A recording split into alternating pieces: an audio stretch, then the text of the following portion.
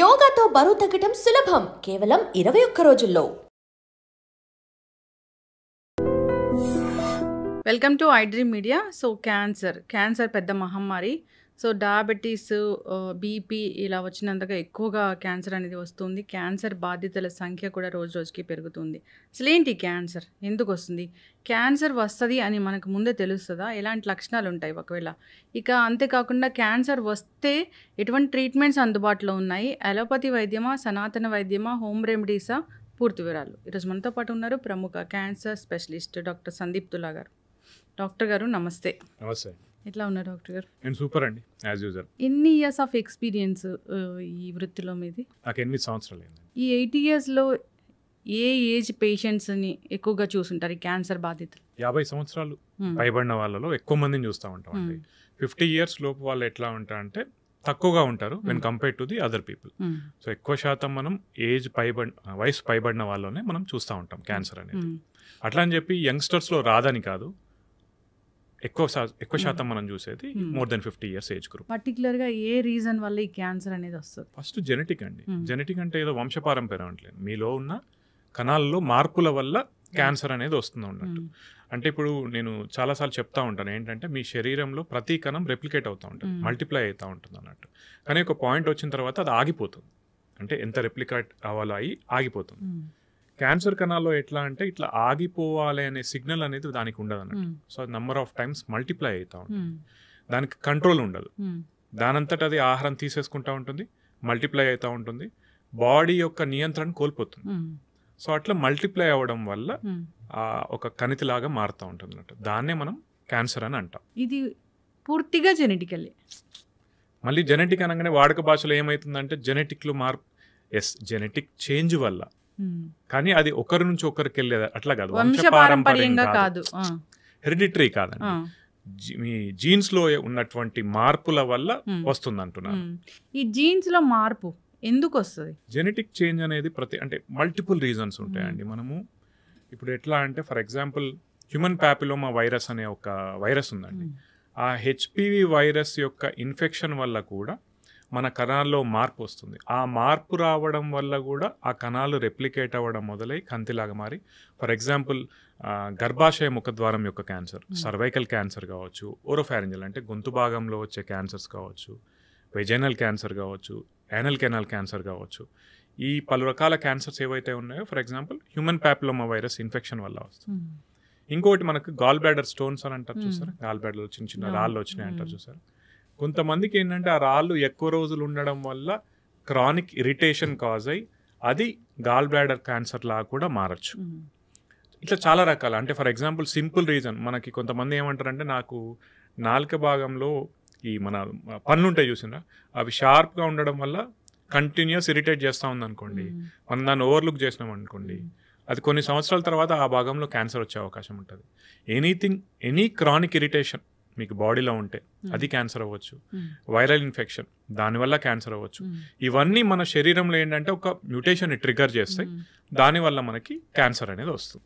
Okay, ఇప్పుడు cancer కణాలు అప్పుడప్పుడే స్టార్ట్ అవుతున్నాయి అన్నప్పుడు ఏమైనా లక్షణాలు కనిపిస్తాయా? లేదు, యాక్చువల్లీ అప్పుడప్పుడే స్టార్ట్ అవుతున్నా అంటే ఇప్పుడు మన శరీరంలో ప్రతి భాగానికి ఒక ఫంక్షన్ అనేది ఉంటుంది కదా, ఆ ఫంక్షన్ ఎప్పుడైతే దెబ్బతింటుందో ఓకే అప్పుడు మాత్రమే దాని లక్షణాలు కొద్దిగా బయటపడతా ఉంటాయి. ఇది ఎందుకు ఆన్సర్ చేస్తున్నానంటే చాలా మంది మాకు బ్రెయిన్ ట్యూమర్ వాళ్ళు వస్తారండి. ఫర్ ఎగ్జాంపుల్ GBM అనే ఒక కేసు ఉంది, గ్లయోబ్లాస్టమా మల్టీఫార్మ్ అయిన ఒక బ్రెయిన్ ట్యూమర్ ఉంటుంది, అది grade 4 అంటారు. వాళ్ళు చాలా మంది వచ్చి ఏమంటారంటే సార్ ఒక 3 నెలల ముందు కనుక నేను పసిగట్టేది ఉంటే, దాన్ని నేను తొలి దశలోనే పసిగట్టేది ఉంటే నాకేమన్నా బాగుండేదా అని అడుగుతారు అన్నట్టు. ఆ టైంలో మీరు యాక్చువల్లీ చూడలేరండి. ఎందుకంటున్నానంటే మీకు లక్షణాలే రాలేదు, మీరు ఎట్లా పసిగడతారు దాన్ని? కుదరదు, రైట్? సో దాని యొక్క ఫంక్షన్ ఎప్పుడైతే దెబ్బతింటుందో అప్పుడు మాత్రమే దాని యొక్క లక్షణాలు బయటపడతాయి. నేను దీనికి ఇది ఎందుకు చెప్తున్నానంటే చాలా మంది లక్షణాలు నెక్స్ట్ అడిగేది ఏంటంటే అసలు లక్షణాలు ఎట్లా ఉంటాయి, నేను ఎప్పుడు వెళ్ళాలని చెప్పి. మీకు కంట్రోల్ అవ్వని ఏ సిమ్టమ్ అయినా ఒక 2-3 వారాల కన్నా, ఇప్పుడు కొంతమంది నాకు చలిలో ఏడితే చలికి వెళ్ళినాను నాకు గొంతు నొప్పి కానీ అట్లా స్టార్ట్ అవుతుంది, లేదా కొంతమంది మింగడంలో ఇబ్బంది స్టార్ట్ అవుతుంది, శ్వాస తీసుకోవడంలో ఇబ్బంది స్టార్ట్ అవుతుంది అంటారు, రైట్? చలి లేకుంటే మీకు అది నార్మల్గా ఉండిపోతుంది. ఆర్ 2-3 days కామ్గా ఉన్నారు, తగ్గిపోతుంది. That may not be cancer. అంటే మీరు ఒక కాజ్ని ఐడెంటిఫై చేయగలిగారు, ఓకేనా, అప్పుడు అది క్యాన్సర్ అవ్వకపోవచ్చు. మీరు కాజ్ని ఐడెంటిఫై చేయలేకుంటున్నారు, కానీ అటువంటి లక్షణం ఏదైతే ఉందో అది కంటిన్యూస్గా వస్తూనే ఉంది మీకు. కొంతమందికి ఏంటి అల్సర్స్ వస్తాయి, మన నోట్లో పెచ్చినట్టయితే చాలా మందికి. అదేంటి, కొన్ని రోజులకు విటమిన్ డెఫిషియన్సీ ఉన్న వాళ్ళకి కొన్ని రోజులకు తగ్గిపోతుంది. అట్లా తగ్గకుండా ఒక 2-3 వారాల కన్నా ఎక్కువ ఉంది, నొప్పి లేదు, అప్పుడు మీరు గమనించుకోవాలి, చూసుకోవాలి. నెక్స్ట్ ఇంకొంతమందికి ఏంటి, నాకు హెడేక్ వస్తుంది, టెన్షన్ వల్ల హెడేక్ వస్తుంది. టెన్షన్ వల్ల హెడేక్ అయితే అందరికీ రావాలి కదా, రైట్? మీకు అప్పుడప్పుడు ఓన్లీ 1 సైడెడ్ వస్తుంది, మెయిన్గా ఫీమేల్స్కి కొంతమంది సింగిల్ సైడ్ వస్తుంది, అది మైగ్రేన్ అయి ఉండొచ్చు. కానీ మీకు ఆ ఇంటెన్సిటీలో డిఫరెన్స్ తెలిసిపోతుందండి. అంటే ఎప్పుడు వచ్చే తలనొప్పిలా కాకుండా కొంచెం డిఫరెంట్గా మీకు అనిపిస్తుంది, తల తిరగడం మొదలవుతుంది ఎక్కువగా, వెళ్ళి చూయించుకోండి. నెక్స్ట్, మీకు మింగడంలో ఎటువంటి ఇబ్బంది లేదు, ఎప్పుడైనా ఇన్ఫెక్షన్ వచ్చినప్పుడు అది రావచ్చు. అట్లా కాకుండా కంటిన్యూస్గా మీరు ఫస్ట్ ఫుడ్ తీసుకునేటప్పుడు నాకు కొద్ది ఇక్కడ ఆగినట్టు అవుతుంది అనిపిస్తుంది అనుకోండి, వెళ్ళి చూయించుకుంటే మంచిది. ఇక్కడ యాక్చువల్లీ వెళ్ళి చూయించుకుంటే మంచిది. అంటే ప్రతి లక్షణంలో ఏమవుతుందంటే, ఫర్ ఎగ్జాంపుల్ ఎవరైనా హెడేక్ అని వచ్చారు నా దగ్గరికి, వాళ్ళకు రెండు చేశాను నేను. ఒకటి ఎంఆర్ఐ రాశాను, ఒకటి ఏమవ్వదు అని పంపించాను. క్లినికల్గా మీరు కొన్నిటిని ఐడెంటిఫై చేయలేరండి. నేను ఏమీ లేదని పంపించిన వాళ్ళకి నెక్స్ట్ మళ్ళీ ఎంఆర్ఐ చేస్తే క్యాన్సర్ అని వచ్చింది అనుకుందాం, వాళ్ళు తిడతారు నన్ను. ఎంఆర్ఐ రాసిన వాళ్ళకి ఏం లేదన్నాను అనుకోండి, వీడు నాకు అనవసరంగా టెస్ట్ రాసినని వీళ్ళు తిడతారు. అనవసరంగా టెస్ట్ రాసినట్లు అవ్వదు కదా, ఉందో లేదో అన్న భయం పోతుంది కదా. అదే, సో మన వాళ్ళకి ఎట్లా ఫీలింగ్ ఉందంటే అనవసరంగా టెస్ట్ రాస్తారని మర్చిపోతారు. అంటే ప్రాబ్లంతో మన దగ్గరకు వచ్చినప్పుడు ఏమో, సార్ మీరు ఏది చెప్పినా చేస్తాము అన్నప్పుడు ప్రతి దానిలో డబ్బులు సంపాదించుకోవాలని ఏమి ఉండదండి మనకి. ఎందుకంటే ఒక పేషెంట్కి మంచిగా ఒక పేషెంట్ మౌత్ ఆఫ్ వర్డ్తో చెప్తేనే మాకు మళ్ళీ వస్తారు కదా. సో ప్రతి ఒక్కరికి ఒక పేషెంట్ నుంచి డబ్బులు సంపాదించేసుకోవాలని ఏమి ఉండదు. మాకు ఎట్లా ఉంటుంది, వాళ్ళు అప్పుడు చెప్పిన ప్రాబ్లం బట్టి మనకి ఇంపార్టెంట్ అనుకుంటే ఆ టెస్ట్ రాస్తాం, ఓకేనా.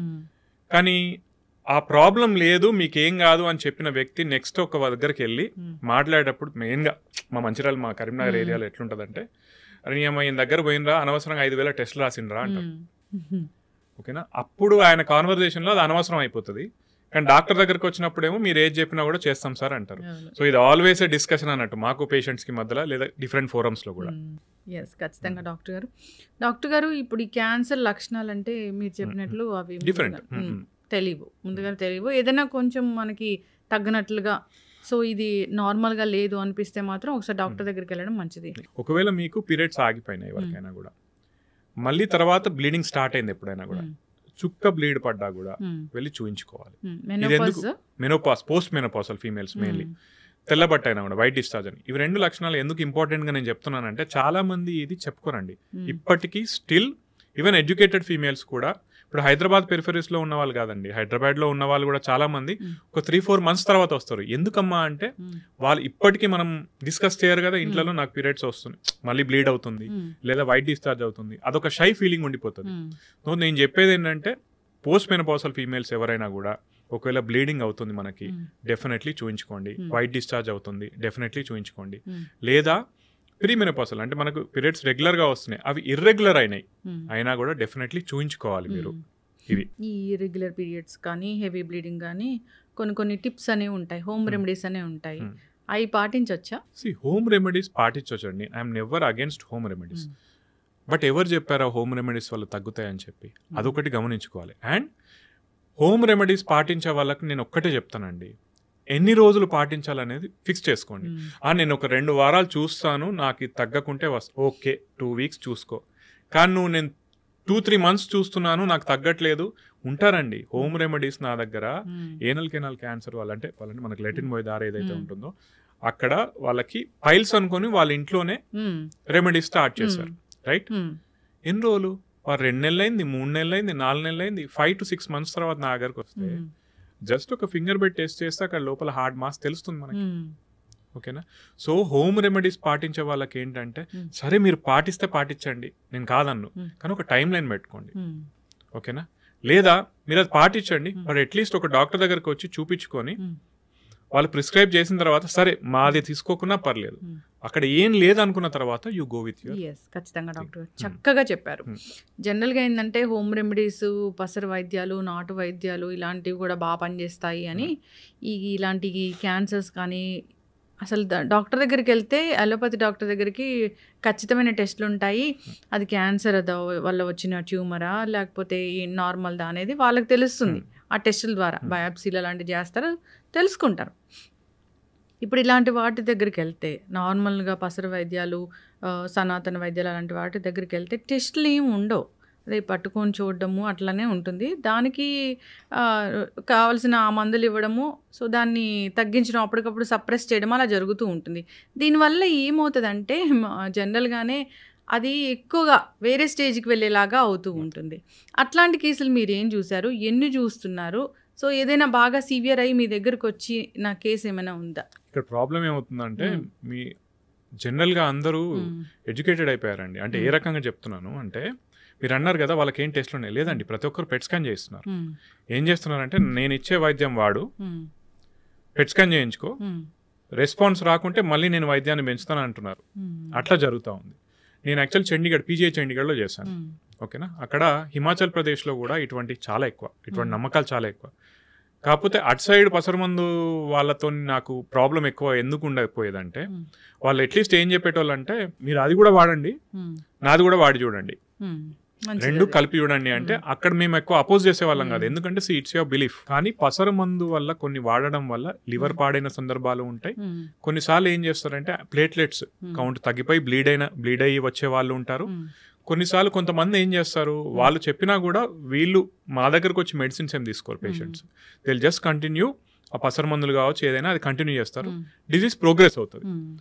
ప్రోగ్రెస్ మన దగ్గరకు వచ్చినప్పుడు మనం ఏం చేయలేం. అయితే ఇందులో 2 types ఆఫ్ పేషెంట్స్, అంటే మాకు బాధ ఎక్కువ ఎప్పుడు అనిపిస్తుందో నేను చెప్తానండి. మనిషికి ఏంటి ఒక ఆశ. ఇప్పుడు టర్మినల్ ఇల్ పేషెంట్స్ వచ్చారు స్టేజ్ 4. స్టేజ్ 4 అంటే మీరు గుర్తుపెట్టుకోవాల్సింది ఏంటి మేడం, ఒకప్పుడు స్టేజ్ 4 వేరు, ఇప్పుడు స్టేజ్ 4 వేరు. అంటే ఏ రకంగా చెప్తున్నానంటే, సపోజ్ ఒక బ్రెస్ట్ క్యాన్సర్ వాళ్ళు ఉన్నారు, ఊపిరితిత్తులకు కానీ బోన్కి కానీ ఒకటే చోటకు వెళ్ళింది అనుకోండి, టెక్నికలీ స్టేజ్ 4. ఒకప్పుడు దానికి మనం ఏం చేసేవాళ్ళం కాదు. ఇప్పుడు ఏంటంటే టార్గెటెడ్గా మనం దానికి ట్రీట్మెంట్ చేయగలుగుతున్నాం, రైట్.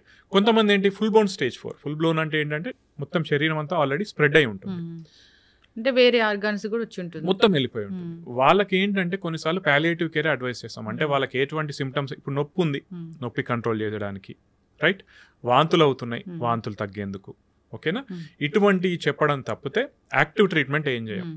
అటువంటి వాళ్ళని తీసుకుపోయి మీరు పసరు మందులో లేదా ఎవిడెన్స్ లేనటువంటి మందులో ఏవో ఇస్తున్నారు, మీ ఆశ కొద్దీ మీరు ఇస్తున్నారు, దాంట్లో తప్పు లేదండి. ఇప్పుడు నేనున్నా కూడా ఫ్యామిలీ మెంబర్స్ పొజిషన్లో సరే ఏదో కొద్దిగా ఆశ ఉంటుంది కదా అని చెప్పి దానిలో ఎటువంటి తప్పు లేదు, తీసుకెళ్ళండి.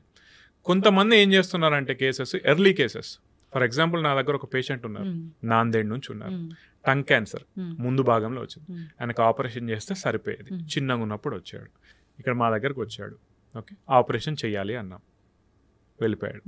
6 నెలల తర్వాత వచ్చాడు. 6 నెలల నుంచి వాళ్ళ లోకల్లో ఆయుర్వేదిక్ డాక్టర్ దగ్గర మందులు తీసుకుంటాం, పెరిగింది. ఇప్పుడు ఇనాపరబుల్ స్టేజ్ 4. టంగ్లో ఏంటంటే ఇనాపరబుల్ అయిపోయి కింది భాగాలకు పోయి వేరే భాగాలకు వెళ్ళకున్నా కూడా దాన్ని స్టేజ్ 4 అని కన్సిడర్ చేసుకుంటాం. ఇప్పుడు దానికి ఏం చేస్తాం? అయితే డాక్టర్ గారు ఇక్కడ ఇంకోటి ఉంది, ఈ మీ దగ్గర రాగానే మందులు అవన్నీ చాలా కాస్ట్లీ ఉంటాయి, టెస్ట్లు అన్నీ రాస్తారు, అన్నీ చాలా డబ్బులతో కూడుకున్న పని. సరే అందరూ ఎఫర్ట్ చేయలేరు కదా, వెళ్ళి ఆయుర్వేదాలు చెట్ల మందులు అనేసరికి అవేమి అంత మరీ అంత ఎక్కువ కాస్ట్ కూడా ఉండవు అని ఆ విధంగా కూడా వెళ్తూ ఉన్న పరిస్థితి. ఎందుకంటే వైద్యం చాలా ఎక్కువ కాస్ట్ అయిపోయింది. ఇక్కడ నేను చెప్పేది ఏంటంటే మీరు ఇంకోటి గమనించాలి, మీరు కాస్ట్ ఎక్కడ ఉంటుంది? ప్రైవేట్ హాస్పిటల్స్లో. మరి మనకు క్యాన్సర్కి సంబంధించినటువంటి గవర్నమెంట్ హాస్పిటల్స్ కూడా ఉన్నాయి కదా, అక్కడ ఫ్రీగా అయిపోతుంది కదా, మరి అక్కడికి వెళ్ళొచ్చు కదా. ఇంకొకటి ఏంటంటే కాస్ట్ బెనిఫిట్, మీరు ఎంత డబ్బు పెడితే ఎంత బెనిఫిట్ వస్తుందని చూసుకోవాలండి. మీరు డబ్బు పెట్టలేని పక్షంలో ఏంటి, మనకు గవర్నమెంట్ హాస్పిటల్స్ ఉన్నాయి, గవర్నమెంట్ స్కీమ్స్ ఉన్నాయి, అది వాడుకోవచ్చు కదా.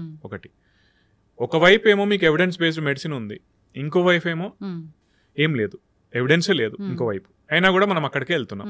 దానివల్ల ఉపయోగం ఏంటి? ఎవిడెన్స్ బేస్డ్ వైద్యమే, కానీ ఒక్కొక్కసారి దీనిలో కూడా తగ్గని కేసెస్లు ఉంటాయి, డెఫినెట్లీ ఉంటాయండి. ఇంకొక ఇప్పుడు చాలా మంది ఏం చేస్తారంటే మీ కీమోథెరపీ వల్ల తగ్గదు, రేడియేషన్ వల్ల తగ్గదు, సర్జరీ వల్ల తగ్గదు అంటే మేమే చెప్తున్నాం అన్నీ తగ్గవు. Stage wise, site wise, cancer బట్టి ఉంటుంది ట్రీట్మెంట్. కానీ నేను బ్లాంకెట్ స్టేట్మెంట్ మిగతా వాళ్ళలాగా ఇవ్వలేను కదా.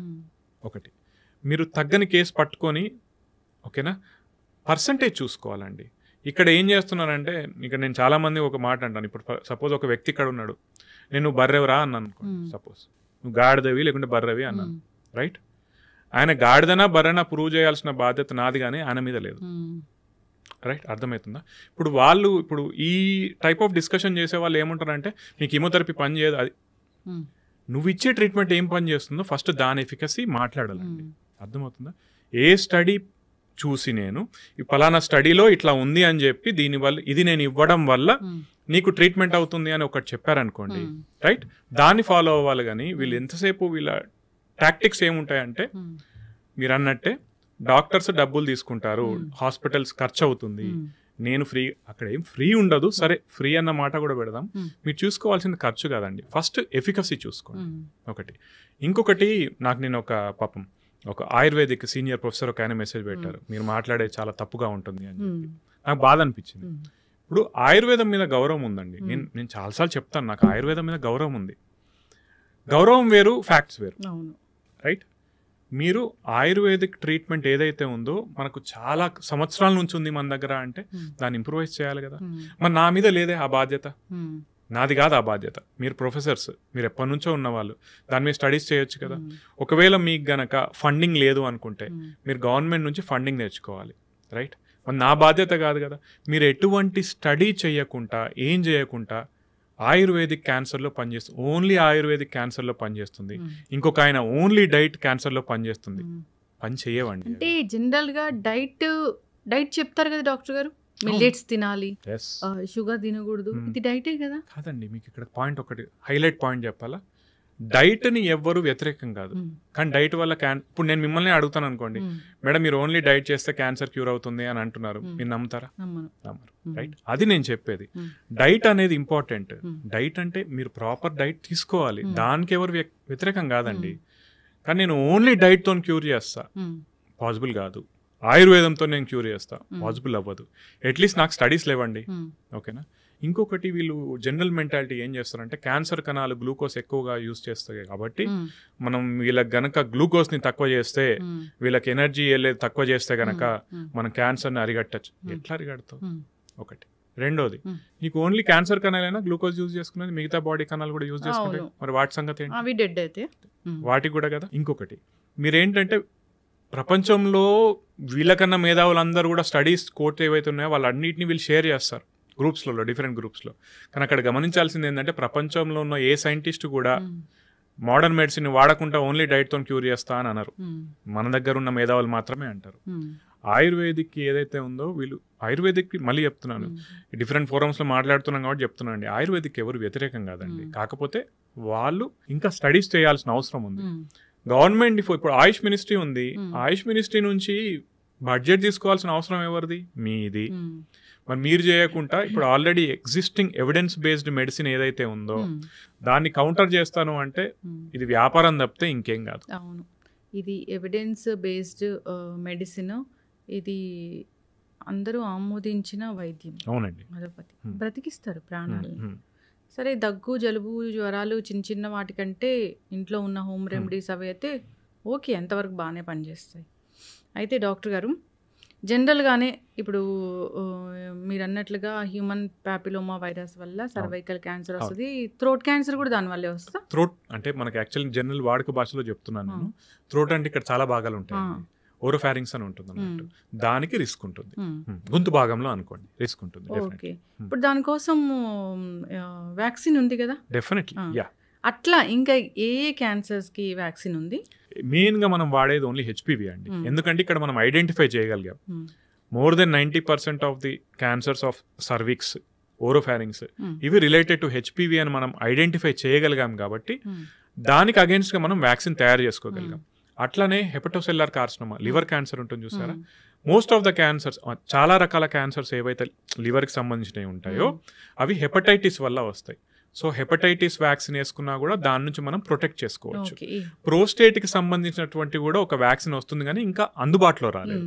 ఇవి మూడింటికే కానీ మిగతా వాటికి ఇప్పుడైతే ప్రస్తుతానికైతే వ్యాక్సిన్స్ లేవు. ఇప్పుడు క్యాన్సర్ సెల్స్ అసలు బాడీలో అసలు గ్రో అవ్వకూడదు అంటే ఒక రకమైన వాటర్ ఉంది, అది తీసుకుంటే అసలు మంచిగా పనిచేస్తుంది, ఆల్కలైన్ వాటర్ అంటున్నారు. నిజంగా మ్యాజిక్ చేస్తుందా డాక్టర్ గారు అది? మరి మీరు వేస్తారో లేదో నాకు తెలియదు, కానీ మల్టీ లెవెల్ మార్కెటింగ్ స్కీమ్ అని చెప్పాను కదండి. MLM స్కీమ్స్ అంటే ఏంటంటే గొలుసు కట్టు వ్యాపారాలు అంటారు. అంటే మీరు నా దగ్గర తీసుకొని ఇంకో 3 అమ్మండి, మీకు వాళ్ళ నుంచి వచ్చే కమిషన్ వస్తాయని చెప్తారు. ఈ ఆల్కలైన్ వాటర్ ప్రమోట్ చేసే చాలా కంపెనీస్ అటువంటివి అండి. ఓకేనా, మీరు ఫస్ట్ కొంటే మీరు ఇంట్లో ఫిట్ చేసుకుంటే 1,50,000 అండి. మీరు ఇంకో వాళ్ళకి ఎవరికైనా ఫిట్ చేయిస్తే కనుక ఆ వాటర్ వచ్చే అది ఫిట్ చేయిస్తే కనుక దాని నుంచి సంబంధించిన 25,000 నుంచి 50,000 మీకు వస్తాయని చెప్తారు. ఇవన్నీ మార్కెటింగ్ స్కీమ్స్ తప్పితే ఎక్కడ కూడా ప్రూవెన్ లేదండి. మీరు మళ్ళీ అందరూ యాంటీగా మాట్లాడతారు, ఏంటి మీరు నిజంగా తెలిసే మాట్లాడతారు. లేదండి, ప్రూఫ్ లేదు. ప్రూఫ్ ఉంటే నేను ప్రతి దానిలో ఏం చెప్తానంటే, ప్రూఫ్ ఉంటే నేనే దాన్ని తీసుకొని నేనే మార్కెట్ చేసుకుంటా, నేనే బిజినెస్ చేస్తాను దాని నుంచి.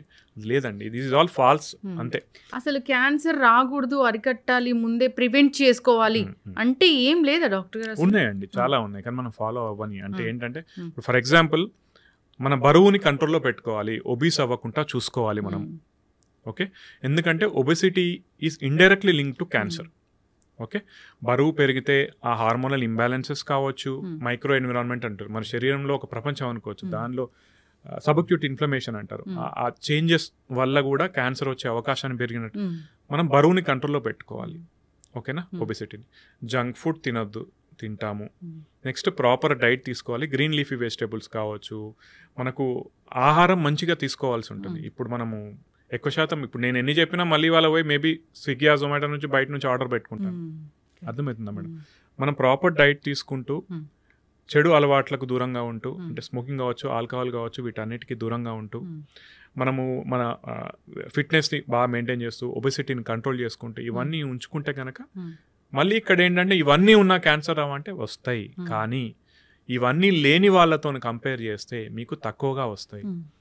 ఇవి ఎందుకు చెప్తున్నా అంటే మన చుట్టుపక్కల ఉన్న వాళ్ళు ఒక 4 ఇవన్నీ పాటించే వల్ల క్యాన్సర్ వచ్చింది అనుకోండి, మనకేం ఫీలింగ్ వస్తుంది?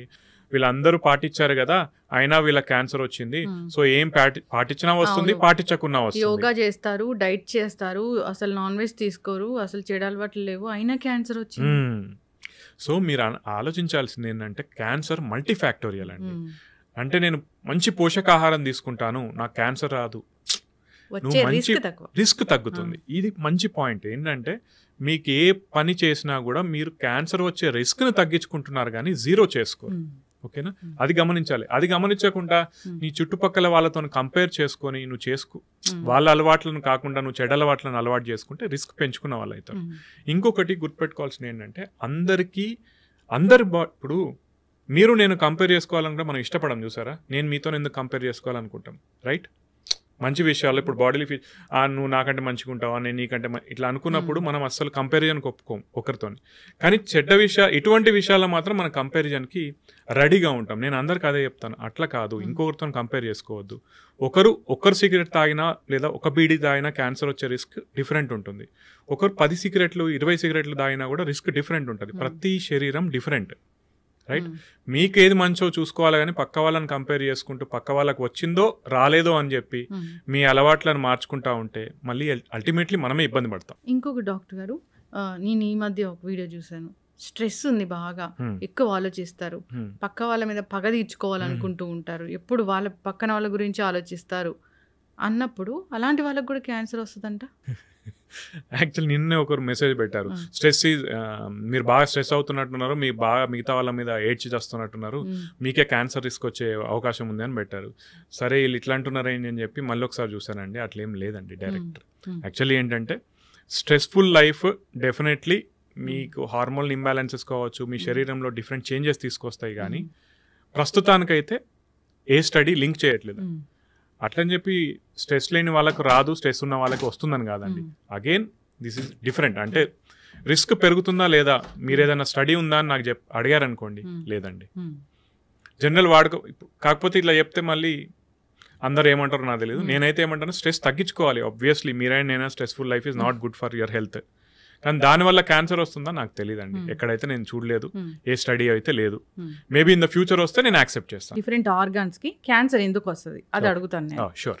జనరల్ అవేర్నెస్ కోసం. లంగ్స్ ఎందుకు వస్తుంది? ఊపిరితిత్తుల క్యాన్సర్ ఫస్ట్ మనకు మేజర్ రిస్క్ ఫ్యాక్టర్ ఎక్కువ శాతం మందికి స్మోకింగ్ అండి. అది డైరెక్ట్ కావచ్చు, ఇండైరెక్ట్ కావచ్చు. అంటే మీ ఇంట్లో వాళ్ళు ఎవరు స్మోక్ చేసింది మీరు పీల్చుకున్నా కూడా వచ్చే అవకాశం ఉంటుంది. గుట్కా కావచ్చు, టొబాకో ప్రోడక్ట్స్ ఏ ఉన్నా కూడా రిస్క్ ఎక్కువ. ఓకేనా? ఎయిర్ డస్ట్ వల్ల, డస్ట్ పొల్యూషన్ వల్ల వస్తుందా లేదా అనేది ఇంకా స్టడీస్ జరుగుతున్నాయి, కానీ ప్రూవెన్ ఎవిడెన్స్ అయితే లేదు ప్రస్తుతానికి. మేబీ ఇన్ ద ఫ్యూచర్ రావచ్చు. ఎందుకంటే ఒకప్పుడు కొన్ని ఫ్యాక్టరీస్లో పనిచేసే వాళ్ళకి డైరెక్ట్ దాని డస్ట్ ఇన్హలేషన్ వల్ల లంగ్ క్యాన్సర్ ఎక్కువ వచ్చే అవకాశం ఉందని కొన్ని స్టడీస్ చెప్పాయి, కానీ కన్క్లూజివ్ ఎవిడెన్స్ రాలేదు. సో ఇన్ ది ఫ్యూచర్ మనం maybe will get a study wherein ఈ పొల్యూషన్ వల్ల కూడా వచ్చే అవకాశం ఉంటుంది అని చెప్పి. ఇవి మనం డిటెక్టబుల్ రిస్క్ ఫ్యాక్టర్స్ అండి. Undetectable risk factors will never know lung cancer సంబంధించినంత వరకు.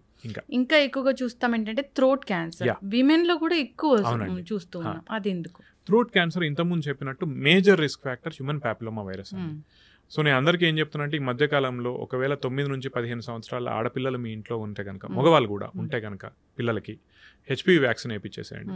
మీరు దాదాపు 70 to 80% ఆఫ్ ది రిస్క్ తగ్గించుకున్న వాళ్ళు అవుతారు. ఇంకొకటి సింపుల్గా మనం చూడాలనుకుంటే, మనకు టొబాకో పెట్టుకుంటారు కదా, తంబాకు పెట్టుకుంటారు, వాళ్ళకు రిస్క్ ఉంటుంది. ఇంకొకటి మా నాన్నమ్మ ఎక్కువ భాగాలు పెట్టుకునేది. ఓకేనా? మా అన్నయ్య మొన్న అంటున్నాడు, వాళ్ళకి ఏం కాలేదు కదరా అంటే, రిస్క్ ఉంటుంది. అది భాగాలు, సింపుల్ భాగాలు పెట్టుకున్నా కూడా, జర్దా పెట్టుకున్నా కూడా రిస్క్ ఉంటుంది. అది ఎవరికి వస్తుందో చెప్పలేం. మనకు షార్ప్ అండ్ టీత్ అంటారు. టీత్ షార్ప్గా ఉన్నా కూడా అది కంటిన్యూస్ ఇరిటేట్ చేసినా కూడా ఒక పాయింట్ ఆఫ్ టైంలో అది క్యాన్సర్గా మారచ్చు. అది కూడా one of the risk factor. ఇప్పుడు హ్యూమన్ ప్యాపిలోమా వైరస్ అన్నారు కదా, అవునండి, 2-3 టైమ్స్ చెప్పారు దాని గురించి. ఇప్పుడు నాకు అది ఎక్కడి నుంచి వస్తుంది డాక్టర్ గారు? సెక్షువల్ ట్రాన్స్మిషన్ అండి. సెక్షువల్ ట్రాన్స్మిషన్ ద్వారా వచ్చే అవకాశం ఎక్కువ ఉంటుంది. అందుకే మనం ఈ ఏజ్ గ్రూప్లో 9 నుంచి 15 సంవత్సరాల వరకు ఎందుకు అంటామంటే, ఆ ఏజ్ గ్రూప్లో వాళ్ళు ఇంకా సెక్షువల్లీ యాక్టివ్ ఉండరు కాబట్టి ఆ ఏజ్ గ్రూప్లో ఇస్తే మంచిది. ఇంకొకటి ఏంటంటే, యాక్చువల్లీ ఇండియన్ పాపులేషన్కి ఏమంటామంటే 26 సంవత్సరాల వరకు కూడా ఇవ్వచ్చు అని చెప్పి. ఎందుకంటే వెస్టర్న్ పాపులేషన్తో కంపేర్ చేసుకుంటే మనకు పెళ్లి కాక ముందు సెక్షువల్ యాక్టివ్ ఉండే వాళ్ళు చాలా తక్కువ మంది ఉంటారు when compare to the western population. So 26 years వరకు ఇచ్చుకున్నా కూడా ఏమవ్వదు అని చెప్తా ఉంటాం. ఇంకా ఈ పొట్టలో క్యాన్సర్ ఈ మధ్య ఎక్కువగా వింటూ ఉన్నాము. హెచ్ పైలోరీ బ్యాక్టీరియా, దానికోసము. ఇంకా అంతేకాదు రకరకాల ఆల్సర్స్ అసలు మనము నార్మల్గా ఈ ఈనోలు ఇలాంటివి తీసుకొని దాన్ని అలా సప్రెస్ చేయడం వల్ల అదే పెద్ద క్రానిక్ అయిపోయి క్యాన్సర్ వస్తుంది అని. దానిలో వాస్తవం ఎంత? అది ఎట్లా తగ్గించుకుంటాం? అది యాక్చువల్లీ వాస్తవమే. ఏంటంటే క్రానిక్ అల్సర్స్ ఏవైతే చాలా మందికి ఉంటాయో అవి ఫ్యూచర్లో క్యాన్సర్గా డెవలప్ అయ్యే అవకాశం ఉంటుంది అన్నట్టు. సో అందరికీ ఏంటంటే ఎండోస్కోపీ చేసి వాళ్ళు టెస్ట్ చేసుకుంటారండి. హెచ్ పైలోరీ కనుక ఉంటే కనుక అది వాళ్ళకి రిస్క్ ఫ్యాక్టర్. సో దాన్ని తగ్గించుకునేందుకు యాక్చువల్లీ మనకి కిట్ ఉంటుంది, టాబ్లెట్స్ ఉంటాయి, అది వేసుకుని తగ్గించుకుంటే మంచిది. ఇంకొకటి కోలాన్ క్యాన్సర్, పెద్ద పేగు క్యాన్సర్ కూడా మనకి ఎక్కువ అవుతూ ఉంటుంది అన్నట్టు. ఇది ఎవరికి ఎక్కువ అంటే రెడ్ మీట్, అంటే ప్రాసెస్డ్ మీట్స్ కానీ రెడ్ మీట్ కానీ ఎక్కువ తినే వాళ్ళు ఎవరైతే ఉంటారో వాళ్ళలో ఎక్కువ చూస్తాం. అందుకే కోలాన్ క్యాన్సర్ మనం వెస్టర్న్ పాపులేషన్లో ఎక్కువ చూస్తూ ఉంటాం. ఇప్పుడు మన దగ్గర కూడా ఫుడ్స్ ఎక్కువ తీసుకుంటున్నాం, ప్రాసెస్డ్ మీట్స్ కానీ రెడ్ మీట్ కానీ ఎక్కువ తీసుకుంటున్నాం కాబట్టి మనకు కూడా ఆ అవకాశం పెరుగుతుంది. కాకపోతే when compare to the western population, ఇది నాకు అందరూ వచ్చి ఏమంటారంటే, సార్ నేను ఇప్పుడు మీట్ తీసుకోవడం ఆపేస్తే మంచిదా అంటే, కాదండి. వాళ్ళు ఏంటంటే వాళ్ళ డైట్లో ఖచ్చితంగా రోజు ఉంటుంది. మనం వారానికి ఒకసారి, వారానికి 2 సార్లు కొంచెం క్వాంటిటీ తీసుకుంటాం, దానివల్ల ఏమి ఇబ్బంది ఉండదు. ఓకేనా? సో మీరు కంప్లీట్గా మీట్ మానేయాల్సిన అవసరం అయితే లేదు. You can have that. అంటే వెజ్ నాన్ వెజ్ ఇలా కంపేర్ చేస్తే నాన్ వెజిటేరియన్స్లో ఎక్కువగా క్యాన్సర్ వచ్చే రిస్క్ ఉంటుంది? లేదు, నాన్ వెజిటేరియన్స్లో ఎక్కువ వస్తుందని కాదు. Only processed meats or red meat తీసుకునే వాళ్ళలో రిస్క్ ఎక్కువగా ఉంటుంది. మీట్ ఏంటంటే మన ఇండియన్ పాపులేషన్లో మనం సంబంధించినంత వరకు మన ఫుడ్స్లో ఎక్కువ కార్బోహైడ్రేట్స్ ఉండేలా చూసుకుంటాం, కానీ ప్రోటీన్ అనేది మనకు శరీరానికి ఇంపార్టెంట్ అండి. ప్రోటీన్ కావచ్చు, ఫైబర్ కావచ్చు, అది మన ఫుడ్ కంటెంట్లో తక్కువ తీసుకుంటాం. అది కూడా మనం మెయింటైన్ చేయాలి యాక్చువల్లీ. సో ప్రోటీన్ ఎక్కడి నుంచి వస్తుంది అయితే, మనకు వెజిటేరియన్స్ ఏంటి, బీన్స్ కావచ్చు, లేదా మన పనీర్ కావచ్చు, వీటి నుంచి తీసుకోవచ్చు. ఎగ్, మీట్, అది actually it should be A part of your diet. దానివల్ల అది తీసుకునే వాళ్ళలో ఎక్కువ వస్తుందని కాదు. రెడ్ మీట్, ప్రాసెస్డ్ మీట్ తీసుకునే వాళ్ళలో అవకాశం ఎక్కువ. మళ్ళీ అది ఉండడం వల్ల నేను తక్కువ చేస్తాను అంటే అట్లా కాదండి, అవకాశం ఎక్కువ అని చెప్తున్నాను అంతే. ఈ హెచ్పివి వైరస్ వల్లనే సర్వైకల్ క్యాన్సర్ వస్తుంది. ఎస్. ఆ భాగాలకి ఇంకా ఏం క్యాన్సర్ వస్తుంది డాక్టర్ గారు? వెజనల్ క్యాన్సర్ అనుకోవచ్చు, మనకు ఎండోమెట్రియల్ క్యాన్సర్ అని ఉంటుంది. ఇవన్నీ కూడా ఇప్పుడు మనకు గర్భాశయ ముఖద్వారం సర్వైకల్ క్యాన్సర్ వచ్చేసి మనకు మేజర్లీ వచ్చేది హెచ్పివి వల్ల. ఎండోమెట్రియల్ క్యాన్సర్ ఏంటంటే హార్మోనల్ డిపెండెంట్. హార్మోన్ ఆల్టరేషన్స్ ఎవరైతే శరీరంలో ఉంటాయో వాళ్ళకు వచ్చే అవకాశం ఎక్కువగా ఉంటుంది అన్నట్టు. అది కూడా ఈ మధ్యలో ఎక్కువ చూస్తున్నాం. యాక్చువల్లీ సర్వైకల్ క్యాన్సర్ ఇన్సిడెన్స్ అనేది తగ్గింది, ఎండోమెట్రియల్ క్యాన్సర్ అనేది చాలా వరకు పెరిగింది. ఇంకా స్ట్రెస్, రకరకాల అదే అన్నాను కదా, సో దానివల్ల కూడా రిలేషన్ అయి ఉండొచ్చు. ఇంకోటి ఏంటంటే మన ఇప్పుడు మెనోపాసల్ ఏజ్ గ్రూప్ అంటారు కదా, అంటే 45 సంవత్సరాలు వచ్చిన వాళ్ళు ఎవరైతే ఉంటారో చాలా మందికి పీరియడ్స్ తగ్గిపోతాయి, ఆగిపోతాయి. ఒకప్పుడు ఇండియన్ పాపులేషన్ 45 వరకు ఉంది. ఇప్పుడు ఏంటంటే అది పెరుగుతూ ఉందండి, 50-55 వరకు కూడా నార్మల్ వస్తూ ఉంది. ఇదేంటంటే this is related to healthy diet as well as healthy life style. దాని యొక్క ప్రభావం ఏంటంటే మీ శరీరం ఎక్కువగా ఈస్ట్రోజన్ హార్మోన్ కి మీకు ఎక్కువ రోజులు మీ శరీరంలో అది ప్రొడ్యూస్ అవుతా ఉంది. That is a risk factor for endometrial and ovarian cancer.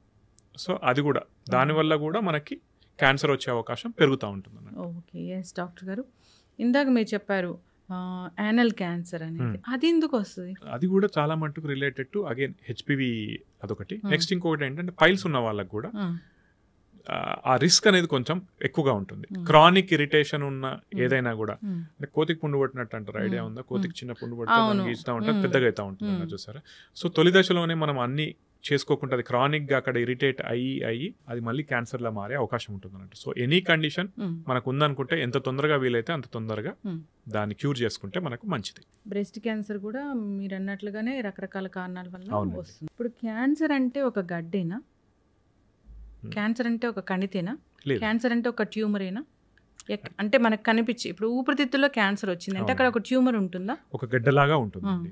So గడ్డలాగా లేని క్యాన్సర్స్ ఎట్లా అంటే మళ్ళీ బ్లడ్ క్యాన్సర్స్, లింఫోమాస్, ల్యూకీమియాస్ అంటారు. అవేంటంటే ఇప్పుడు మైలోమా అని ఉంటుంది. అవేంటంటే ఇట్లా గడ్డలాగా కాదండి, ఆ శరీరంలో ఆ కణాలు ఎక్కువైతా ఉంటాయి అన్నట్టు. వాటిని మనం బ్లడ్ టెస్ట్ తోనే చూసుకోగలుగుతాం. ఇప్పుడు క్యాన్సర్ గడ్డ, నార్మల్ గడ్డ, క్యాన్సర్ ట్యూమర్, నార్మల్ ట్యూమర్ అంటే మనం ఎట్లా దాన్ని ఇది క్యాన్సర్ది అని మనం ఏమైనా తెలుసుకోవచ్చా? అవునండి, తెలుసుకునేందుకే మనకు ఉన్నది బయాప్సీ. అట్లా కాకుండా ఇంట్లో తెలుసుకోవచ్చా? అట్లా కాకుండా అంటే మళ్ళీ సిమ్టమ్స్ బట్టే అండి. మీకు సిమ్టమ్స్ వస్తేనే మీరు దాన్ని గమనించి చూసుకోగలుగుతాం, కానీ బయాప్సీ లేకుండా మీరు డయాగ్నోసిస్ చేయలేరండి. ప్రొవిజనల్ డయాగ్నోసిస్ అంటారు, అంటే ఇది క్యాన్సర్ ఏమో అని చెప్పగలుగుతాం, కానీ బయాప్సీ తీస్తేనే, అక్కడ నుంచి చిన్న పీస్ తీసి మైక్రోస్కోప్ లో టెస్ట్ చేస్తేనే మనం అది ఖచ్చితంగా క్యాన్సర్ అని చెప్పగలుగుతాం. నొప్పి లేని గడ్డలన్నీ క్యాన్సర్ గడ్డలేనా డాక్టర్ గారు? నొప్పి లేని గడ్డలు అన్ని కాదండి, ఎక్కువ శాతం. ఎస్, మీరు పర్సంటేజ్ ప్రకారం చూస్తే కనుక నొప్పి లేని గడ్డ ఇట్లా చెప్తే మళ్ళీ వెంటనే నాకు ఇక్కడ గడ్డ ఉందని చాలా మంది వస్తారు. కాదండి, చాలా మట్టుకు ఫ్యాట్ లైపోమాస్ అంటారు, మొబైల్ ఉంటాయి, చాలా మందికి ఉంటాయి. నాకు 2-3 ఉన్నాయి. అవన్నీ క్యాన్సర్ గడ్డలు కాదు. ఇప్పుడు నెక్స్ట్ క్వశ్చన్ రావచ్చు అంటే, ఒకవేళ నేను ఎట్లా తెలుసుకోవాలి శరీరం మీద నాకు ఉంది అనుకుంటే కానీ, ఒకవేళ మొబైల్ ఉన్నాయి, సాఫ్ట్ ఉన్నాయి, అంటే అటు ఇటు కదులుతున్నాయి, సాఫ్ట్ ఉన్నాయి, దాని మీద ఉన్న స్కిన్ ఏమి ఇన్వాల్వ్ అవ్వలేదు, లోపల నాకు కణితిలాగా కనిపిస్తుంది, అది అటు ఇటు ఊగుతుంది, దాని మీద ఉన్న చర్మం ఏమి ఇన్వాల్వ్ అవ్వలేదు, అది పెరగట్లేదు. అంటే పెరగట్లేదంటే ఇంత చిన్నగా ఉన్నది, కొంచెమే ఉన్నది, కొంచెం పెరుగుతుంది. నాకు ఒక 2-3 నెలలు ఉన్నది అమాంతం పెరిగింది, గట్టిగా ఉంది, నొప్పి లేదు, స్కిన్ కూడా ఇన్వాల్వ్ అయింది, ఎస్, అది క్యాన్సర్ అవ్వచ్చు. ఇప్పుడు ఈ ట్యూమర్స్ ఇట్లా ఉంటాయి, లంప్స్ అంటారు వాటిని వాడుక భాషలో, అంటే మేము అనమండి, జనరల్ వాడుక భాషలో లంప్స్ అంటారు, ట్యూమర్స్ అంటారు. సో ఇట్లా మనం ఐడెంటిఫై చేయొచ్చు. ఇప్పుడు బ్రెయిన్ లో వచ్చింది లేదా బ్లడ్ క్యాన్సర్ వచ్చింది, బ్లడ్ క్యాన్సర్ లక్షణాలు ఎట్లా ఉంటాయి? బ్లడ్ క్యాన్సర్ అంటే చాలా మందికి ఎట్లా ఉంటాయంటే, లో గ్రేడ్ ఫీవర్ ఉంటుంది కొంతమందికి. ఎట్లా అంటే ఫీవర్ ఉంటుంది కానీ 100 దాటదు, కానీ ఎప్పుడు అది ఉంటుంది ఫీవర్. వాళ్ళకి నైట్ స్వెట్స్, అంటే రాత్రిపూట ఇంకా తీవ్రంగా చెమటలు పడతాయి ఒకటి. నెక్స్ట్ వెయిట్ లాస్, మీరు డ్రాస్టిక్గా 6 నెలల్లో 10 కిలోల కన్నా ఎక్కువ తగ్గుతున్నారు, ఆకలి అనిపించట్లేదు బిల్కుల్, that maybe those may be major symptoms of blood cancer. Pre symptoms అనొచ్చా వీటిని? ప్రీ సిమ్టమ్స్ అని కాదండి, అది డెవలప్ అవుతాయి. ఇంకా కొంతమందికి ఎట్లా అంటే జస్ట్ బ్లడ్ టెస్ట్ చేశారు, ఆ బ్లడ్ టెస్ట్ లో చూసరికి తెల్ల రక్త కణాలు 1,00,000 కన్నా ఎక్కువగా ఉన్నాయి, వాళ్ళు టెస్ట్ చేయించుకున్నా ప్రాబ్లమే. అందులో ఎక్కువనే ఉంటాయండి ల్యూకీమియాలో. జనరల్ గా తెల్ల రక్త కణాలు ఎక్కువ ఉంటాయి, అదేదో మన ఇమ్యూనిటీ బాగున్నట్టు అట్లా కాదా? అట్లా కానీ ప్రతికి రేంజ్ ఉంటుందండి. మీకు ఆ రేంజ్ దాటి 1,00,000 దాటుతున్నాయంటే డెఫినెట్లీ ఆ టెస్ట్ చేయించుకోవాలి. ఓకే, ఇప్పుడు బ్రెయిన్ ట్యూమర్ వచ్చింది అనుకోండి డాక్టర్ గారు, అది ట్యూమరు, అది క్యాన్సర్, అట్లా లక్షణాలు ఏమైనా వేరుగా ఉంటాయా? ఇప్పుడు బ్రెయిన్ లో వచ్చే గడ్డలు majority will be cancerous only అండి. ఓకేనా? ఓకే, బినైన్ అంటే గడ్డనే కానీ క్యాన్సర్ లాగా పెరగని ఉంటాయా అంటే ఎస్ ఉంటాయి. ఒకటి పిట్యూటరీలో ఉంటాయి, పిట్యూటరీ గ్రంథి అని ఉంటుంది, అక్కడ వస్తే మాత్రం most of them will be non cancerous. కానీ ఇంకొకటి స్క్వానోమా అని ఉంటుంది, అంటే మన వినికిడికి సంబంధించిన నరానికి పట్టిన స్క్వానోమా అని ఉంటుంది, అవి పెద్దగా ఉంటాయి కానీ వాటి వల్ల ప్రాణానికి హాని ఉండదు. ఓకేనా? కానీ ఏమవుతుంది, ఒకవేళ పిట్యూటరీ గ్రంథి కనుక దెబ్బతింది అనుకోండి, మళ్ళీ మీ హార్మోనల్ ఇంబ్యాలెన్స్ వస్తుంది. దానివల్ల సిండ్రోమ్స్ ఉంటాయి, కుషింగ్ సిండ్రోమ్స్ అని, యాక్రోమెగాలి అని ఉంటాయి అన్నట్టు. అది మీ జీవనశైలిని బాగా దెబ్బతీస్తూ ఉంటుంది. ఇంకొకటి ఏంటి, కనుచూపుకు సంబంధించిన నర్వ్స్ ఏవైతే ఉంటాయో అది పిట్యూటరీ గ్రంథికి దగ్గరగా ఉంటాయి. ఇది వెళ్ళి దాన్ని ప్రెస్ చేసింది అనుకోండి, కనుచూపు మీద ప్రభావం పడుతుంది. రెండోది, వినికిడికి సంబంధించిన నర్వ్ ఏదైతే ఉందో అదే మన బ్యాలెన్స్ కూడా సంబంధించిన నర్వ్ అదేనండి. అక్కడ కూడా ఒకవేళ కణితి వచ్చింది అనుకోండి, మీ ప్రాణానికి హాని కలిగించవచ్చు, కానీ మీ నడుస్తున్నారు ఇంబ్యాలెన్స్ వచ్చేస్తుంది. వినికిడి లోపం, మనకు అప్పుడప్పుడు చెవిలో నీళ్లు పోతే ఒక సౌండ్ వస్తుంది, టినిటస్ అంటారు. అట్లా లక్షణాలు వస్తూ ఉంటాయి. అవి ఒకవేళ కంటిన్యూస్ పర్సిస్ట్ అవుతా ఉంటే మనం ఒకవేళ స్కాన్ చేసుకుని వీలైతే ఆపరేషన్. ఓకేనా? కొన్ని ఎట్లా ఉంటాయంటే చిన్నగా ఉంటాయి, వాటికి ఆపరేషన్ లేకుండా మనం రేడియేషన్తో వీ కెన్ మేనేజ్ దోస్.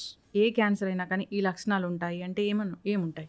అట్లా ఏమున్నాయండి ర్యాండమ్గా, మనకు ఏ భాగం ఎఫెక్ట్ అయిందో దాన్ని బట్టి లక్షణాలు ఉంటాయి తప్పితే ఈ లక్షణం ఉంటే ఈ క్యాన్సర్ నో యూ కెనాట్. అయితే చాలామంది ఇప్పుడు ఏం టెస్ట్ చేస్తున్నారంటే, ఒకవేళ గనక మీరు అన్ని ఎక్కడ క్యాన్సర్ ఉన్నా ఏదైనా ఒక టెస్ట్తోని మనం పసిగట్టే అవకాశం ఉందా అంటే ఎస్, ఒక బ్లడ్ టెస్ట్ వస్తుంది, ఇంకా స్టడీ ఫేస్లోనే ఉంది.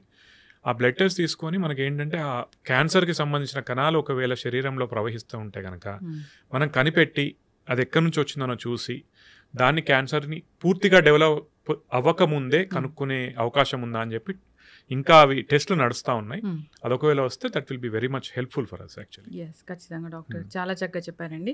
ఇప్పుడైతే ఏదైనా భయం ఉందనిపిస్తే మీరు అన్నట్లుగా ఇప్పుడు బ్రెస్ట్ క్యాన్సర్ అనుకోండి, దానికి ఒక టెస్ట్ ఉంటుంది, మ్యామోగ్రఫీ. అలాంటి టెస్ట్ యాక్చువల్లీ మ్యామోగ్రఫీ అనేది స్క్రీనింగ్ గైడ్ లైన్ అండి. అంటే అందరికీ చేపిస్తాం కానీ యాక్చువల్లీ రూల్ ప్రకారం పోతే 40 సంవత్సరాలు దాటిన ప్రతి మహిళ అట్లీస్ట్ 1 to 2 years ఒకసారి మ్యామోగ్రఫీ చేయించుకోవాలి. చేయించుకుంటే ఏంటి, మనకు చిన్నగా అంటే నేను చూసిన వాటిలలో 8 millimeters ఇస్తే లీస్ట్ సైజ్ 8 millimeters ఎర్లీగా కనిపెడితే ఏంటంటే, ఇప్పుడు మనకు అందరికీ స్టేజెస్ అనేది తెలుసు కదా, సో మనం ఎంత తొందరగా కనిపెడితే మనం అంత ఎఫెక్టివ్ ట్రీట్మెంట్ ఇవ్వచ్చు మనం. So mammography everyone above 40 years చేయించుకోవాలి. ఇప్పుడు ఈ సర్వైకల్ క్యాన్సర్ కంటే ఈ టెస్ట్ అనేది ఉంటుంది. సర్వైకల్ క్యాన్సర్ కూడా ఇవన్నీ స్క్రీనింగ్ గైడ్ లైన్స్ అండి. ఫర్ ఎగ్జాంపుల్ 29 నుంచి 30 సంవత్సరాలు దాటిన ప్రతి మహిళ హెచ్పివి టెస్టింగ్ ఉంటుంది, ప్యాప్స్మియర్ అని ఉంటుంది. అది అట్లీస్ట్ 3 to 5 years ఒకసారి చేసుకోవాలి. మ్యామోగ్రఫీ 40 years అబోవ్ ఖచ్చితంగా చేసుకోవాలి ప్రతి ఒక్కరు. కొలనోస్కోపీ 50 నుంచి 50 సంవత్సరాలు దాటినాయి చేసుకోవాలి. ఇట్లా మనకు స్క్రీనింగ్ గైడ్ లైన్స్ అనేవి ఉంటాయి. లివర్కి యాక్చువల్లీ స్క్రీనింగ్ గైడ్ లైన్ ఏది లేదు. సో కాకపోతే మనం తగ్గించుకునేందుకు హెపటైటిస్ వ్యాక్సిన్. జనరల్ గానే రాకూడదంటే మీరు జాగ్రత్తలు చాలా చక్కగా చెప్పారు. రాకూడదంటే మన హెల్దీ లైఫ్ స్టైల్ మెయింటైన్ చేయాలి. ఇలాంటివి వ్యాక్సిన్స్ కొన్నిటికి ఉన్నాయి, జాగ్రత్తలు అయితే పాటించాలి. సో అందరు కూడా పాటించి హ్యాపీగా ఉండాలని కోరుకుందాం డాక్టర్ గారు. అయితే ఈ రీసెంట్గా ఫార్మర్ క్రికెటర్, ప్రస్తుత పొలిటీషియన్ నవజోత్ సింగ్ సిద్ధు గారి వైఫ్ ట్రీట్మెంట్ తీసుకుంటూ పచ్చి పసుపు, బీట్రూట్, నీమ్ ఇలాంటివి తీసుకుంటూ, లెమన్ వాటర్ ఇలాంటివి తీసుకుంటూ తగ్గించుకున్నారు అని అన్నారు. సనాతన వైద్యం అది, మరి అది పనిచేసింది కదా. మీరు అర్థం చేసుకోవాల్సింది ఏంటంటే, నేను అందరికీ ఏం చెప్తానంటే, ఆయన ప్రీవియస్ ట్వీట్స్ చూడండి. ఆమె గైనకాలజిస్ట్ యాక్చువల్లీ, నాకు తెలిసినంత వరకు అయితే వాళ్ళ వైఫ్ గైనకాలజిస్ట్. ఓకేనా? మీరు ఆయన ప్రీవియస్ ట్వీట్స్ చూస్తే కనుక ఆమె కీమోథెరపీ తీసుకుంది, సర్జరీ చేసిండ్రు, రేడియేషన్ కూడా చేశారు. ఓకేనా? అది మొత్తం అయిన తర్వాత they started her on a diet. ఈ 3 points మన వాళ్ళు కట్ చేశారు. ఆయన చెప్పాడు, కాకపోతే ఎక్కువ ఎంఫసిస్ ఎక్కడ ఇచ్చాడు ఆయన, ఎంఫసైజ్ ఎక్కడ చేశాడు, డైట్ మీద చేశాడు. అయితే ఏంటంటే ఫస్ట్ ఆమె సర్జరీ చేసుకున్నారు. సర్జరీ చేసుకున్న తర్వాత she got a local recurrence. Local recurrence అంటే ఎక్కడైతే ఆపరేషన్ చేసి తీసేశారో అక్కడ ఆ ఏరియాలో రికరెన్స్ వచ్చింది. దానికి వాళ్ళు మళ్ళీ సర్జరీ చేసి కీమో చేసి ఆ ఏరియా మళ్ళీ రాకుండా ఉండేందుకు రేడియేషన్ చేశారు. ఇవన్నీ ఎవరు మాట్లాడరు. దాంతోపాటు అది తీసుకున్నారు కాబట్టి డైట్ వల్లే తగ్గింది అని చెప్తారు అన్నట్టు. అది అబద్ధం. నేను చాలామందికి ఏం చెప్తా ఉంటానంటే, అందరు ఇప్పుడు మెంటాలిటీ ఎట్లయిపోయిందంటే, సైడ్ ఎఫెక్ట్స్ వస్తే మోడర్న్ మెడిసిన్, ట్రీట్ అయితే నా డైట్ లేదా ఆయుర్వేదం. మీరు సరే తీసుకోండి, కానీ మోడర్న్ మెడిసిన్ పాటించకుండా నేను దాంతోనే తగ్గించుకుంటా అంటే అది మూర్ఖత్వం అవుతుంది. ఇప్పుడు సైడ్ ఎఫెక్ట్స్ అనేవి ఖచ్చితంగా ఉంటాయి కదా డాక్టర్ గారు. ఏ టాబ్లెట్ కైనా ఉంటాయి, ఏ ట్రీట్మెంట్ కైనా ఉంటాయి, కానీ క్యాన్సర్ లో అయితే మరీ ఎక్కువగా ఉంటాయి. అవునండి. ఇప్పుడు కీమో తీసుకున్న వాళ్ళందరికీ జుట్టు రాలిపోతూ ఉంటుంది, చాలా సన్నగా అయిపోతూ ఉంటారు. ఇంకా రేడియేషన్ అలాంటివి చూస్తే చాలా పెద్ద పెద్ద స్కార్స్ ఉంటాయి కదా డాక్టర్? కాదండి, ఇప్పుడు కీమోథెరపీకి కూడా జుట్టు రాలిపోవడం ఎస్. ఇంకొకటి ముందు చాలా వామిటింగ్స్ ఉండేవి. అంటే కొన్ని బుక్లో ఎట్లా డిస్క్రైబ్ చేస్తారంటే బ్లడ్ వామిటింగ్స్ అయిపోయేటి అని డిస్క్రైబ్ చేస్తారు అన్నట్టు. కానీ ఇప్పుడు ఎట్లా అయిపోయిందంటే ఇప్పుడు వామిటింగ్స్ని కంట్రోల్ చేసేటువంటి మెడిసిన్స్ మనకు వచ్చాయి. సో వామిటింగ్స్ అనేది ఆల్మోస్ట్ మనం 80% వరకు తగ్గించగలిగాం. ఇంకొకటి బాడీ వెయిట్ తగ్గడం అనేది మల్టీఫ్యాక్టోరియల్ అండి. క్యాన్సర్ వల్ల కూడా బాడీ వెయిట్ తగ్గుతుంది. మీరు ఆ టైంలో స్ట్రెస్ కావచ్చు, ఆకలి లేకపోవడం కావచ్చు, ఈ మన కీమోథెరపీ ఎఫెక్ట్ కావచ్చు, వీటన్నిటి వల్ల కూడా మీరు ఆహారం తక్కువ తీసుకుంటారు, అందుకు కూడా మీరు సన్నం అవుతారు. రైట్. మీరు ఇంకోటి గమనించాల్సింది ఏంటంటే ఇవన్నీ ఉన్నా కూడా నేను ఎప్పుడు ఏం చెప్తాను, రిస్క్ బెనిఫిట్ అనాలిసిస్. ఓకేనా? మనకి ఇవన్నీ రిస్క్స్, కానీ మనకు బెనిఫిట్ ఉందా? ఎస్. సో ఆ బెనిఫిట్ని చూస్తూ ముందుకు నడవాలి తప్పితే ఈ రిస్క్ని చూసి భయపడ్డారనుకోండి మళ్ళీ క్యాన్సర్ పెరిగితే అదే పెద్ద రిస్క్ కదా. అది నేను చెప్తాను. వెరీ అడ్వాన్స్ ట్రీట్మెంట్ ఉందా క్యాన్సర్స్కి? అంటే జనరల్గా ఇప్పుడు ఏదైనా భాగానికి క్యాన్సర్ వస్తే అక్కడ మాత్రమే తగ్గిస్తారు, ఇంకెక్కడ బాడీలో క్యాన్సర్ సెల్ పెరగకుండా చేసే విధానాలు ఉన్నాయా? అంతేనండి. ఫర్ ఎగ్జాంపుల్ ఇప్పుడు కీమోథెరపీ ఏంటంటే ఇప్పుడు బ్రెస్ట్ క్యాన్సర్ ఉంది, వాళ్ళ కీమోథెరపీ ఎందుకు ఇస్తారంటే ఒకటి డౌన్ సైజింగ్, అంటే అక్కడ ఉన్న బ్రెస్ట్ క్యాన్సర్ తగ్గడానికి, ప్లస్ శరీరంలో ఇంకెక్కడున్నా కూడా ఆ రిస్క్ తగ్గించేందుకు కీమోథెరపీ ఇస్తారు. ఆపరేషన్ అండ్ రేడియేషన్ ఎందుకు చేస్తారు? ఏ భాగంలో అయితే ఉందో అది తీసేసేందుకు మనకు ఆపరేషన్ చేస్తారు, ఆ భాగంలోనే మళ్ళీ రాకుండా ఉండేందుకు will give radiation. So your entire body is covered, ఎక్కడైతే వచ్చిందో అది కూడా కవర్ అయింది. అంతేగాని మొత్తం శరీరం అంతా రాకుండా చేసేందుకు ఏమి ఉండదు అనేది లేదండి. మళ్ళీ నెక్స్ట్ క్వశ్చన్ ఏమొస్తా ఉంది జనాలకి, అట్లయితే మళ్ళీ ఎందుకు వచ్చిందంటే డెఫినెట్లీ రెసిస్టెంట్ క్లోన్స్ అనేవి ఉంటాయి చాలా మటుకు. అంటే ఒక్క కణం మిగిలినా కూడా అది over period of time multiply అవుతా ఉంటుంది. ఇప్పుడు అదేంటంటే నేను ఇంతకుముందు ఒక మాట మాట్లాడాను, మన శరీరంలోనే ఇంకొక డిఫరెంట్ వరల్డ్ ఉంది అని చెప్పి. ఆ కణం యొక్క పని ఏంటి? అది బతకాలి. సో దానిలో డిఫరెంట్ చేంజెస్ తెచ్చుకుంటూ ఉంటుంది. ఎటువంటి ఎన్విరాన్మెంట్ ఉన్నా అది బతకడానికి అది పెరుగుతూ ఉంటుంది, మల్టిప్లై అవుతూ ఉంటుంది. అప్పుడు మనం దాన్ని ఐడెంటిఫై చేసి దానికి టార్గెటెడ్గా ఏ కీమోథెరపీ పనిచేస్తుందో దాన్ని ఇస్తాం. అట్లని చెప్పి 100% ప్రతి ఒక్కటి తగ్గుతుందని కాదండి. కొన్ని డెఫినెట్లీ రెసిస్టెంట్ క్లోన్స్ ఉంటాయి, వాటిని మనం తగ్గించలేము.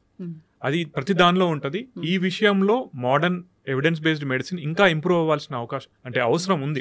డైట్స్ మాట్లాడుకుంటే మీరు చెప్పారు ఇంతకుముందు ప్యాక్డ్ ఫుడ్ అలాంటివి తీసుకోకూడదు, జంక్ ఫుడ్ అలాంటివి తీసుకోకూడదు, నార్మల్గా మన ఇంట్లో తీసుకునే ఫుడ్ ఓకే అని అన్నారు. ఓకే కదా నార్మల్గా ఇంట్లో తీసుకునే ఫుడ్ అంటే? ఎస్ అండి, డెఫినెట్లీ ఓకే.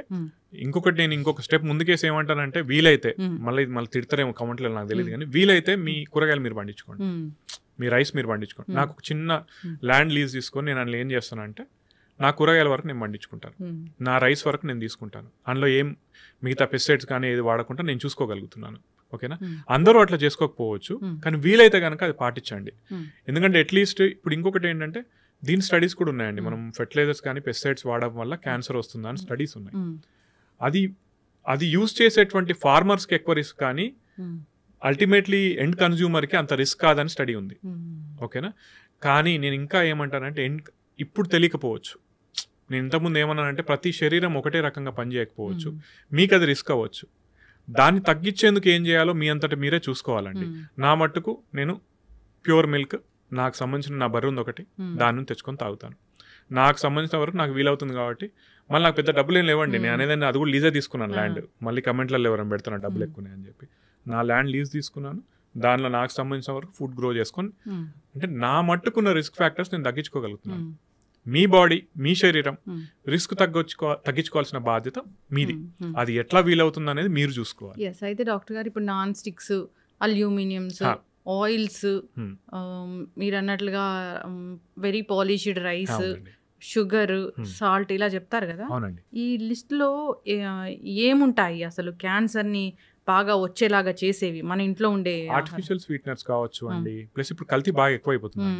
ఇప్పుడు షుగర్ మీరు తినేది ఆర్టిఫిషియల్ షుగరా, లేకుంటే ఆర్టిఫిషియల్ స్వీట్నెస్ యాడ్ చేసిన షుగరా, లేదా న్యాచురల్లీ వచ్చిన షుగరా అనేది, అంటే మన చెరుకు నుంచి తీసినటువంటి దాని నుంచి వచ్చిందా అనేది మనకు ఐడియా లేదు.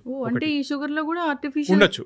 అంటే నేను ఇంకొకటి ఏంటంటే, మీరు ఒకవేళ నాన్ స్టిక్ అది ఉందన్నారు కదా, దాని మీద చాలా స్టడీస్ జరిగినాయండి. యాక్చువల్లీ నాన్ స్టిక్ ఏవైతే ఉన్నాయో దాని నుంచి వచ్చే మెటీరియల్ సపరేట్గా చూస్తే, అంటే ల్యాబ్ గ్రౌండ్లో చూస్తే కనుక, ల్యాబ్ ఎన్విరాన్మెంట్లో చూస్తే that may be link to cancer.